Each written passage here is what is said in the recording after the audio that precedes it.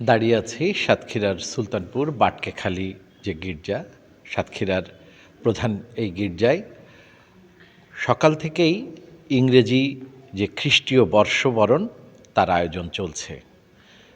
একেবারে প্রাতঃভোর থেকেই খ্রিস্টীয় নানা বয়সী নারী পুরুষ শিশুরা এখানে উপস্থিত হয়েছেন এবং আমরা দেখতে পাচ্ছি যে তারা নতুন বছরকে স্বাগত জানাতে নিজেদেরকে নানান সাজে সজ্জিত করেছে এবং একই সাথে বিশ্ব শান্তি এবং মঙ্গল কামনা করছে এবং নিজেদের উন্নতি, দেশের উন্নতি, মানুষের উন্নতির জন্য তারা মিলিত হয়েছে।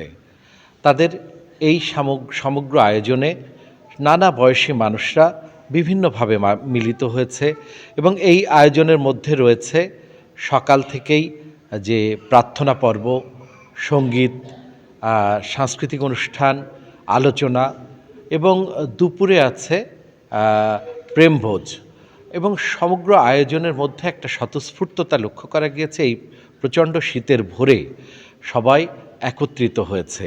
আমরা চেষ্টা করছি যে এই গির্জার যিনি ফাদার তার কাছে এই বড়দিনের যে আয়োজন এবং বড়দিনের যে আয়োজন হয়েছিল তার পরবর্তী যে নতুন খ্রিস্টীয় নববর্ষ যা আমরা দেখতে পাচ্ছি, যার আয়োজন চলছে, সেই খ্রিস্টীয় নববর্ষের যে তাৎপর্য এবং আজকের দিনের যে আয়োজন সে সম্পর্কে জানতে আমরা ফাদারের কাছে চলে যাচ্ছি। তিনি আমাদেরকে জানাচ্ছেন আজকের আয়োজন এবং বৈশিষ্ট্য সম্পর্কে। সবাইকে নববর্ষের শুভেচ্ছা। আজকে সাতক্ষীরার খ্রিস্ট রাজার গির্জায় আমরা ঈশ্বরকে ধন্যবাদ দেব বিগত একটি বছরের জন্য। কালের গর্ভে হারিয়ে গেল 2024 খ্রিস্টাব্দ।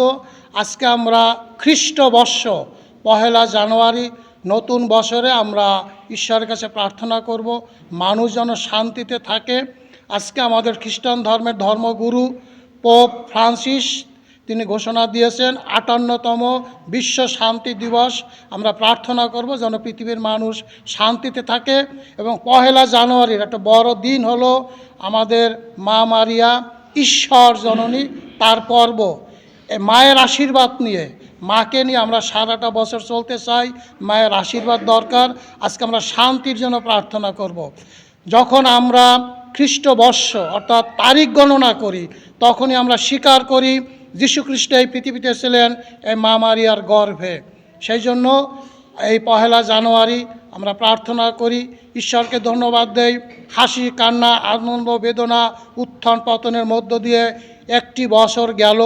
আমরা প্রভুর আশীর্বাদ চাই যাতে আগামী বছর সবাই সুখে শান্তিতে আনন্দে থাকে, অনাবিল আনন্দে ভরে উঠুক প্রত্যেকের জীবন।